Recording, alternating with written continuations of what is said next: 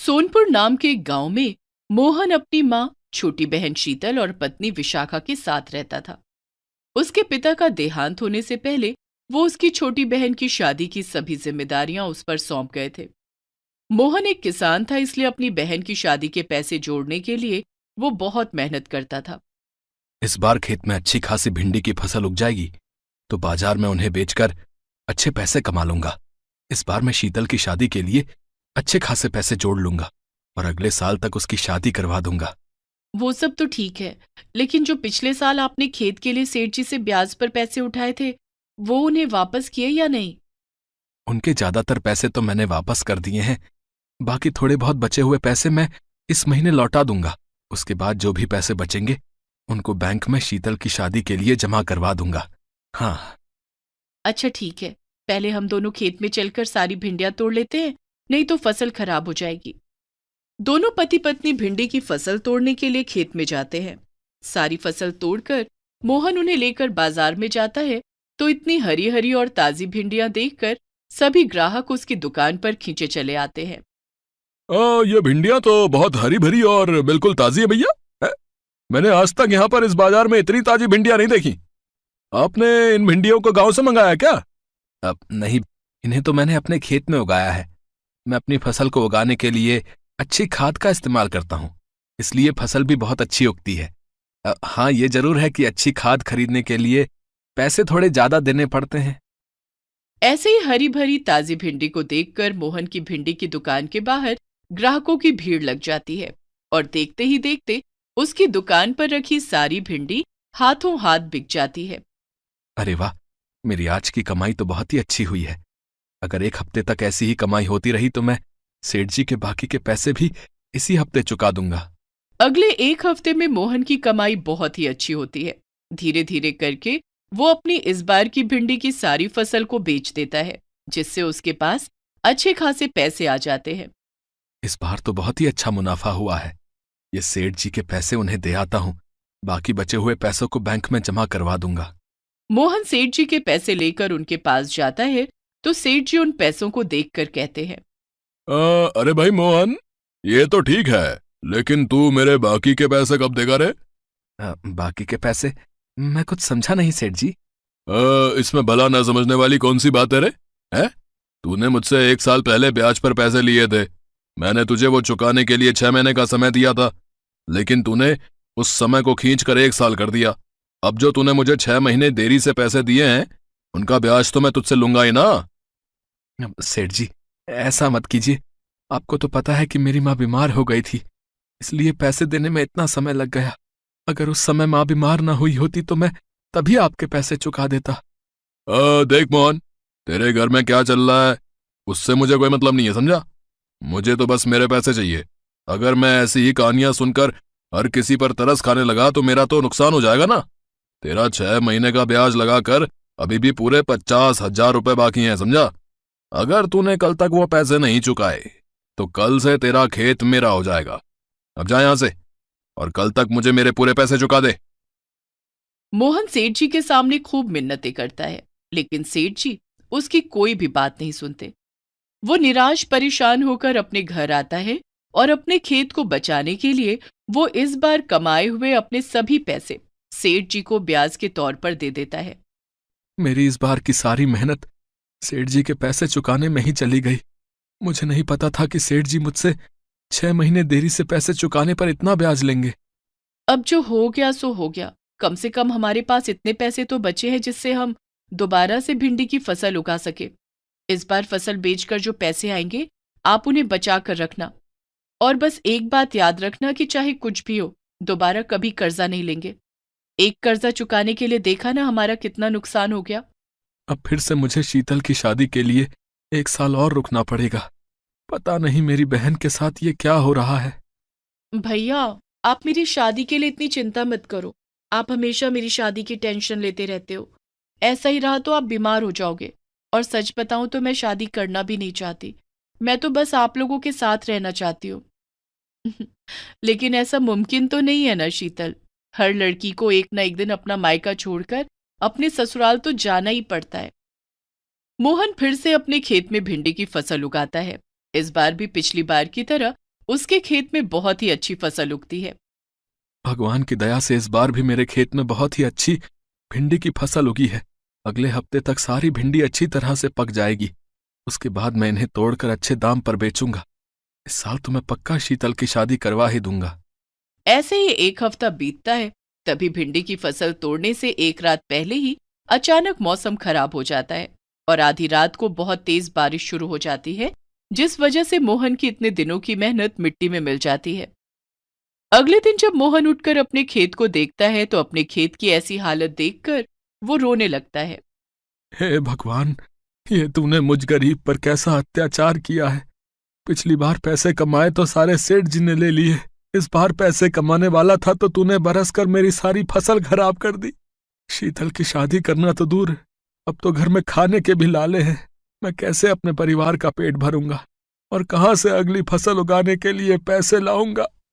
मोहन जी, अब परेशान होने से भला क्या फायदा? जो होना था वो तो हो गया। पता नहीं भगवान हमसे क्या चाहता है। अब तो हमें 2 वक्त की रोटी खाने के लिए भी सेठ जी से कर्जा लेना होगा, वरना हम सब भूख से ही मर जाएंगे। बारिश की वजह से हुए नुकसान की वजह से सेठ जी से कर्जा मांगने जाता है। सेठ जी फिर से उसे ब्याज पर पैसे दे देते हैं, लेकिन इस बार वो उसके खेत अपने पास गिरवी रख लेते हैं। अगर इस बार 3 महीने के अंदर अंदर तूने मेरा पूरा ब्याज नहीं चुकाया तो मैं तेरे खेत को जब्त कर लूंगा, समझ ले। ठीक है सेठ जी। मोहन उन पैसों से अपने घर में राशन भरवाता है और अपने खेत में फिर से भिंडी की फसल उगाता है। लेकिन अगली बार भी बारिश की वजह से उसकी फसल खराब हो जाती है, जिस वजह से वो सेठ जी के पैसे नहीं चुका पाता और समय पर अपने पैसे न मिलने की वजह से सेठ जी उसके खेत को जब्त कर लेते हैं।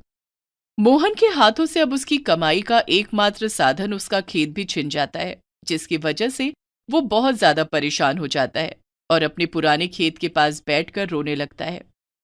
ये एक खेत ही बचा था मेरे पास, वो भी मेरे हाथों से चला गया। पिताजी ने वचन लिया था मुझसे कि मैं धूमधाम से शीतल की शादी करूं। शीतल की उम्र अभी शादी की हो गई है। अब तक तो मुझे उसकी शादी कर देनी चाहिए थी, लेकिन अभी के हालात देखकर तो लग रहा है कि मैं उसकी शादी करवानी तो दूर, अपने परिवार का पेट भी भर पाऊं वो भी बहुत बड़ी बात है। ये सब बातें कहते हुए मोहन जोर जोर से रोने लगता है। तभी उसे अपने कानों में किसी की आवाज सुनाई देती है। तुम रो मत मोहन, मैं जानती हूँ कि पिछले कुछ समय में तुम पर परेशानियों का पहाड़ टूट पड़ा है, लेकिन तुम इस तरह हार मत मानो। ये किसकी आवाज है? यहाँ पर तो मेरे अलावा और कोई भी नहीं है। इधर देखो, मैं हूँ, जादुई भिंडी। लगता है तुम मुझे भूल गए। उस जादुई भिंडी को देखकर मोहन को अपने बचपन की बात याद आती है। एक बार जब वो अपने पिता के साथ अपने भिंडी के खेत में आया था तो उसे ये जादुई भिंडी घायल हालत में मिली थी। तब उसने इस जादुई भिंडी की बहुत मदद की थी। याद आया जब तुमने मेरी मुसीबत के समय मदद की थी, और उस समय मैंने तुमसे एक वादा किया था कि जब भी तुम बहुत मुसीबत में होगे तब मैं तुम्हारी मदद करने जरूर आऊंगी। आज तुम्हारी ये हालत देखकर मुझे बहुत बुरा लग रहा है, इसलिए मैं तुम्हारी मदद करने आई हूँ। तुम्हें तुम्हें आज तक अपना किया हुआ वादा याद है? हाँ, मैं अपना किया हुआ वादा कभी नहीं भूलती। सेठ जी ने तुमसे तुम्हारा खेत ले लिया है ना, मैं तुम्हारे लिए एक नया खेत बना दूंगी। तुम मुझे अपने घर लेकर चलो।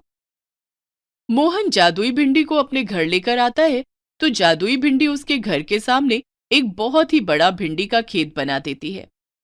इस भिंडी के खेत को मैंने अपने जादू से बनाया है, इसलिए इस खेत में उगी हुई भिंडियां कभी भी खत्म नहीं होगी। तुम चाहे हर रोज इस खेत में उगी सारी भिंडियों को तोड़ लेना। अगले दिन ये खेत फिर से वैसे ही लहलहाने लगेगा। इस खेत से तुम जितना चाहे उतना पैसा कमा पाओगे। जादुई भिंडी के द्वारा की गई इस मदद से मोहन बहुत भावुक हो जाता है और उसकी आंखों में पानी आ जाता है। मुझे समझ नहीं आ रहा कि मैं किस तरह से तुम्हारा धन्यवाद करूं। अगर आज तुम मेरी मदद करने नहीं आती तो न जाने मेरा और मेरे परिवार का क्या होता। मैं तुम्हारा जितना धन्यवाद करूं उतना कम है। ये सब तो तुम्हारे अच्छे कर्मों का ही फल है। मैं तुम्हारी मदद करने आई थी, वो मैंने कर दी। अब तुम अपने परिवार का ध्यान रखना, और अगर तुम्हें कभी भी मेरी जरूरत हो तो बस एक बार मुझे याद कर लेना, मैं आ जाऊंगी। इस समय मुझे जाना होगा। इतना कहकर जादुई भिंडी वहां से गायब हो जाती है। मोहन खेत में उगी उन सभी भिंडियों को तोड़कर उन्हें अच्छे दामों पर बेच देता है। अब वो हर दिन जादुई भिंडी के जादुई खेत में उगी भिंडियों को बेचकर अच्छे खासे पैसे कमाता है। कुछ ही महीनों में वो गांव का सबसे अमीर आदमी बन जाता है। उसके बाद वो एक बहुत ही अच्छा रिश्ता ढूंढकर अपनी बहन की शादी बड़े ही धूमधाम से करवाता है। साथ ही वो अपने परिवार के लिए एक नया घर भी बनवाता है। अब गांव का सबसे अमीर आदमी होने की वजह से गरीब लोग उससे मदद मांगने आते हैं, तो वो बिना किसी संकोच के सबकी मदद करता है और अपने परिवार के साथ खुशी खुशी रहता है। कल्लू एक बड़े जमींदार के खेत पर किसानी करता था। कल्लू की खुद की कोई जमीन नहीं थी और वो एक जमीन खरीदना चाहता था, इसलिए वो दिन रात मेहनत करके किसानी करता था। उसके खेती करने का तरीका उसके मालिक को बहुत पसंद आता था, जिस वजह से मालिक को बहुत मुनाफा भी हुआ करता था। ऐसे ही एक शाम कल्लू अपनी पत्नी जुगनू से बोलता है, जुगनू, अब लगता है कि हमारा सपना पूरा होने वाला है। जिस सपने को पूरा करने के लिए हम दोनों दिन रात मेहनत करते थे, अब वो सपना हमारा पूरा होने वाला है। मैंने अपने ही गांव में एक जमीन देखी है। मुझे वो जमीन बहुत पसंद आई है। अब सोच रहा हूं कि कैसे भी वो जमीन खरीद लूं। अरे ये तो बहुत अच्छी बात है, बस भगवान की कृपा से सब कुछ अच्छा हो जाए। लेकिन आप अपने मालिक को क्या कहेंगे, क्योंकि हम तो अपनी ही जमीन पर खेती करेंगे। फिर आपको इतना टाइम कहाँ मिलेगा कि आप अपने मालिक के पास भी काम करें। नहीं नहीं जुगनू, आखिर कब तक मैं दूसरों की गुलामी करता रहूंगा। तुम्हें तो पता ही है, मेरा सपना था कि मैं खुद का काम करूं। इसीलिए मैं जमीन खरीदना चाहता हूं और उस जमीन पर टमाटर की खेती करके बाजार में टमाटर बेचूंगा। हाँ, बस कल जाकर मैं मालिक को इस बारे में बता दूंगा। दोनों पति पत्नी अपने भविष्य का सोचते हुए अपने सेविंग्स वाले पैसों से एक छोटी सी जमीन खरीद लेते हैं। ऐसे ही एक दिन कल्लू अपने मालिक के पास जाता है और बोलता है, मालिक, मुझे आपसे कुछ जरूरी बात करनी है। अगर आपके पास समय हो तो क्या मैं आपसे बात कर सकता हूँ? हाँ हाँ, बोल कल्लू, आखिर क्या बात है?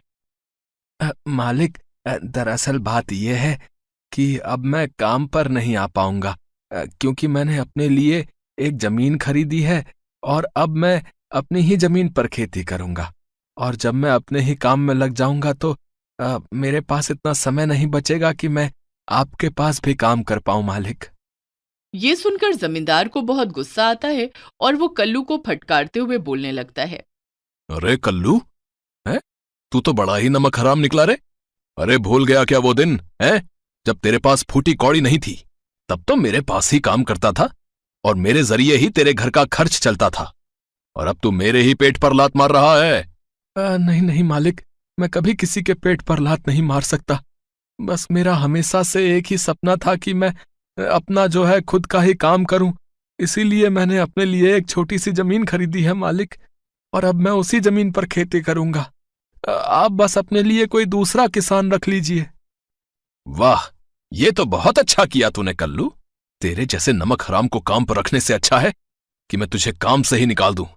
अरे तुझे क्या लगा कि तू एक छोटी सी जमीन खरीदकर मेरी बराबरी कर लेगा? बहुत बड़ी गलतफहमी में जी रहा है तू। एक बड़ा जमींदार बनना आसान नहीं। नहीं नहीं मालिक, आप मेरे बारे में गलत सोच रहे हैं। मुझे आपसे बराबरी नहीं करनी, बल्कि मैं तो अपना रोजगार शुरू करना चाहता हूं। बस बस, अब मुझे सफाई देने की जरूरत नहीं है। अब यहां से निकल जा तू। अपनी गंदी शक्ल मुझे दोबारा मत दिखाना। मालिक, इस महीने मैंने जो काम किया है उसके पैसे दे देते। कैसे पैसे भाई? हैं?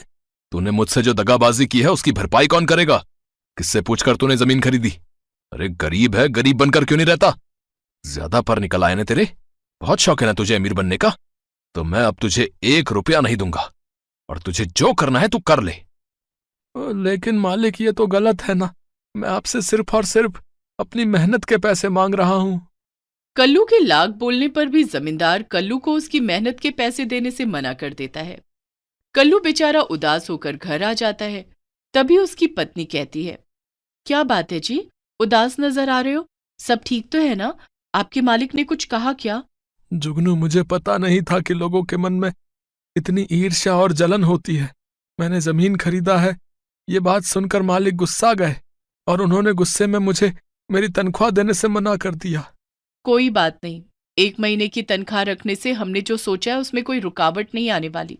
आप बिल्कुल भी चिंता मत कीजिए और अब जो सोचा है उसके बारे में सोचकर आगे बढ़िए। हाँ जुगनू, कल मुझे शहर जाना है और शहर जाने के लिए कुछ पैसे चाहिए। खेती करने के लिए मुझे बहुत सारा सामान चाहिए, लेकिन पैसे हैं ही नहीं। अरे आप चिंता क्यों करते हैं, मैं हूं ना। कल्लू की पत्नी अपने कुछ जेवर सुनार के पास ले जाकर गिरवी रख देती है और बदले में सुनार से पैसे ले लेती है और वही पैसे अपने पति को दे देती है। कल्लू वो पैसे लेकर शहर जाता है और शहर से खेती करने के लिए बहुत सारा सामान खरीद कर ले आता है। कल्लू अब अपनी नई जमीन पर खेती करना शुरू कर देता है। दोनों पति पत्नी मिलकर अपने खेत पर टमाटर की खेती करते हैं। देखते ही देखते कल्लू की जमीन पर बहुत ही सुंदर सुंदर लाल टमाटर हो जाते हैं। ये देखकर दोनों पति पत्नी बहुत खुश होते हैं। अरे सुनिए जी, ये देखिए कितने लाल लाल टमाटर हुए हैं हमारे खेत में। मैं अभी कुछ टमाटर तोड़कर साफ कर देती हूँ ताकि शाम को आप बाजार में बेच पाओ। हाँ हाँ जुगनू, जल्दी से टमाटर तोड़कर साफ कर दो। मैं शाम को बाजार लगाने की तैयारी करता हूँ। इस तरह से कल्लू शाम को बाजार में टमाटर बेचता है। सभी लोग कल्लू से ही टमाटर खरीद रहे थे। कल्लू के टमाटर बहुत ही ज्यादा लाल थे और दिखने में काफी सुंदर लग रहे थे। धीरे धीरे कल्लू तरक्की की राह की ओर बढ़ जाता है। उसकी ये तरक्की देखकर जमींदार को मन ही मन बहुत गुस्सा आता है। बहुत खुश है ना ये कल्लू। अब तो कैसे भी मुझे कल्लू की खुशियों को हमेशा हमेशा के लिए छीनना है। मेरे साथ दगाबाजी करके इस कल्लू ने बिल्कुल भी अच्छा नहीं किया है। बहुत शौक है ना इसे जमींदार बनने का। अब तो इसे सबक सिखाना बहुत जरूरी है। ऐसे ही रात को जमींदार अपने कुछ आदमियों को भेजकर कल्लू के खेत में आग लगवा देता है। कल्लू का सारा खेत जलकर राख हो जाता है।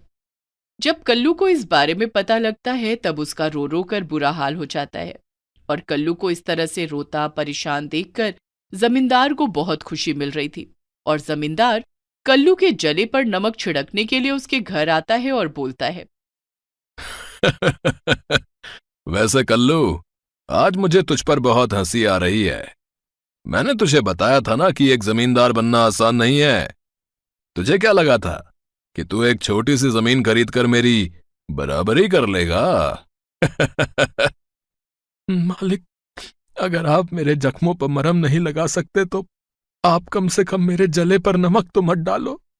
जिसने भी ये किया है ना, उसे इसकी सजा भगवान ही देगा। वैसे जिसने भी ये किया है बहुत सही किया है। उसे भी पता है कि तेरी औकात क्या है। जब इंसान अपनी औकात से ऊंचा सोचने लगता है ना, तो वो एक दिन जमीन पर जरूर गिरता है। और आज तेरे साथ भी यही हुआ है। मालिक, आपका बहुत बहुत शुक्रिया। आपने मेरे बारे में इतना सोचा। आपका यह एहसान मैं जिंदगी भर नहीं भूलूंगा। बाकी आप यहां से जा सकते हैं।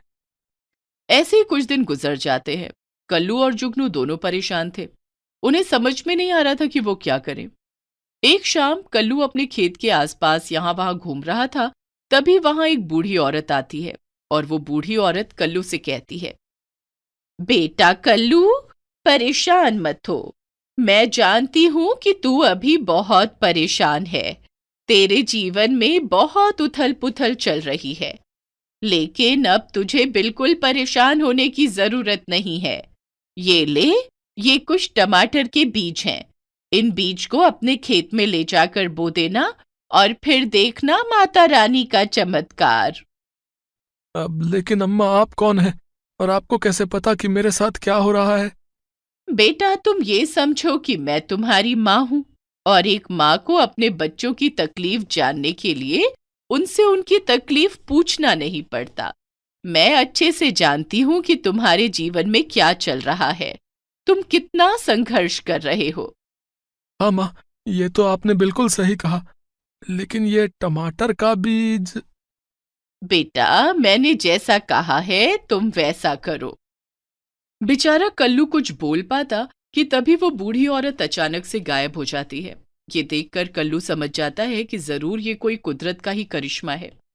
अगले दिन कल्लू अपने खेत में जाकर टमाटर के वो बीज बो देता है और 2 से 3 दिन के अंदर कल्लू के खेत में फिर से बहुत ही सुंदर सुंदर टमाटर की उपजाऊ फसल हो जाती है। ये देखकर कल्लू और जुगनू दोनों बहुत हैरान थे।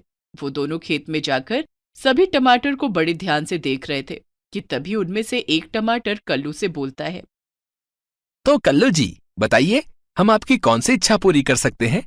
हमें यहाँ पर आपका गुलाम बनाकर भेजा गया है। हम जादुई टमाटर हैं। क्या तुम सब जादुई टमाटर हो और तुम्हें यहाँ पर मेरा गुलाम बनाकर भेजा गया है? लेकिन किसने तुम्हें यहाँ भेजा? कल्लू, बस तुम इतना जानो कि ये जो कुछ भी हो रहा है वो सिर्फ भगवान की मर्जी है।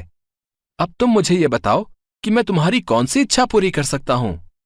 अच्छा, इसका मतलब जिस बूढ़ी औरत ने मुझे टमाटर के बीज दिए थे वो किसी देवी का रूप थी। माता रानी, आपका बहुत बहुत शुक्रिया। हे जादुई टमाटर, मैं बस इतना चाहता हूं कि मैं अपने जीवन में तरक्की करूं, हमेशा खुश रहूं और मेरा रोजगार बहुत अच्छे से चले। ऐसे ही कल्लू देखते ही देखते जादुई टमाटर की मदद से बहुत अमीर हो जाता है। उसके पास बहुत सारी जमीन हो जाती है। अब कल्लू एक सेठ वाला जीवन जी रहा था। ये सब देखकर फिर से जमींदार को कल्लू से ईर्ष्या होने लगती है और वो फिर से कल्लू के खेत में आग लगाने की कोशिश करता है। तभी जादुई टमाटर जमींदार और उसके आदमियों के शरीर में अपनी शक्ति से आग लगा देता है। जमींदार और उसके आदमी जलने लगते हैं और जलकर वहीं राख हो जाते हैं। तुम सब बहुत ही नादान इंसान हो।